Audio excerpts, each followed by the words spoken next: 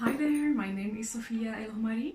I am an architect and a PhD candidate at the National Institute of Urban and Territorial Planning.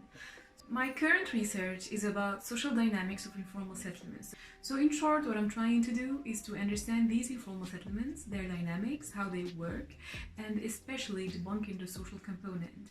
For this, I use a lot of model thinking, namely agent-based models, to try to simulate how the people interact inside of these informal settlements, but also a lot of network analysis in order to understand the ties and how connected is their network.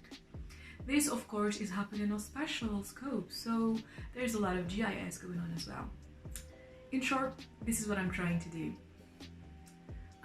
As for my experience at the SICSS-Istanbul in Istanbul, it was a great opportunity for me to develop my skills in computational social sciences. Now, I assume that many of you have a strong background in social sciences or in data science. The thing is, it's really a great opportunity of exchange. I confess, I learned a lot of things from all the participants that were around.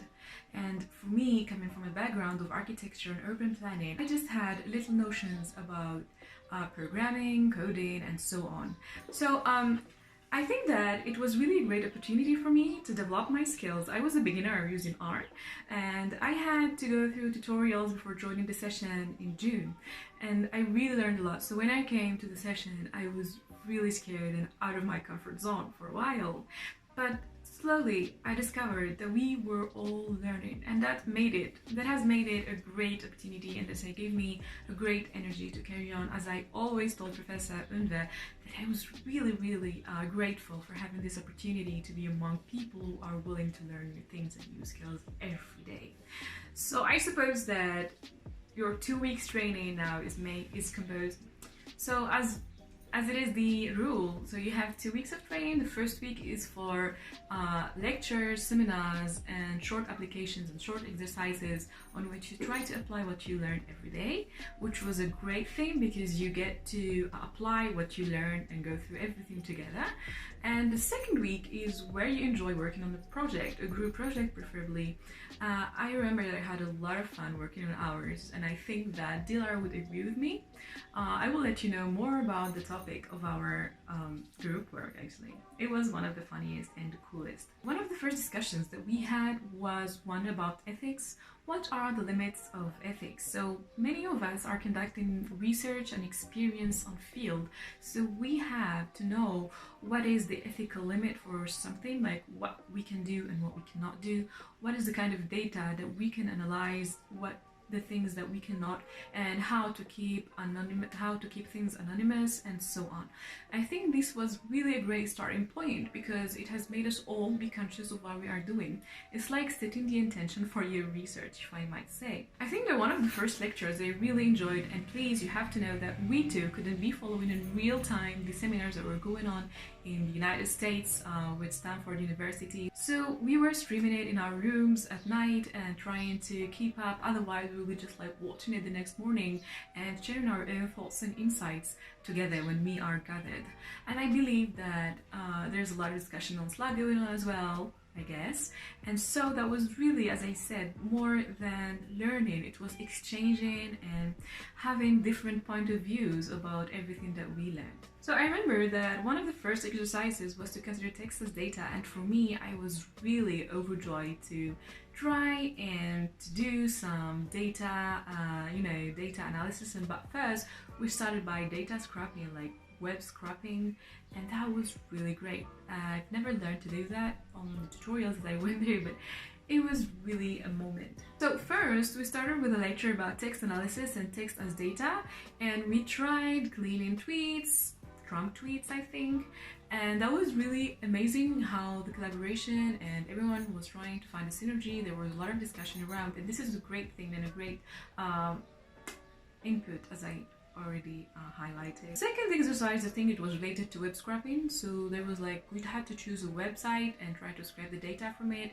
and have the brute data in its brute format and try to clean it after that and to sort it and to make some analysis on it. And then this leads us to the other exercise, which was linked to qualitative analysis and how we can run it using R. So there was a lot of R users among us in the seminar, which was great. So we tried to help each other. For me, I was just learning and learning and learning every day, that it was overwhelming at some point, that I felt just great. This is just a lot of things happening in just 1 week. By the end of the week, we had worked on mass collaboration, and I think that you guys are experiencing a lot of it right now. I'm definitely sorry that you didn't have this opportunity of being there in real life, but I think that technology now can allow us to do even more remotely. So anyway, we had to do this mass collaboration thing, and we have hired literally Turks to Turkers, right, to do some to fill some of our forms, and it was really cool as an experience as a team. Actually, one of the last lectures that we had was network analysis, and I remember that we were watching it during, I think, at 11 p.m. because it was live streamed from New York. Because it was live streamed from Stanford University, and you know, the time zones change. And coming to the second week. So in the second week, we have worked on a great topic, if you ask me, which was one of the coolest. Unless that some of you are working on something cooler, then please let us know. We worked on analyzing T-rap, Turkish rap, lyrics and evolution and so on. So in short, what we tried to do, and I think Dilara and do the technical part and the technical explanations, try to understand the variation of topics in Turkish rap, who are the singers who covered the most of topics, and we try to find also like try to compare the productions and compare the locations.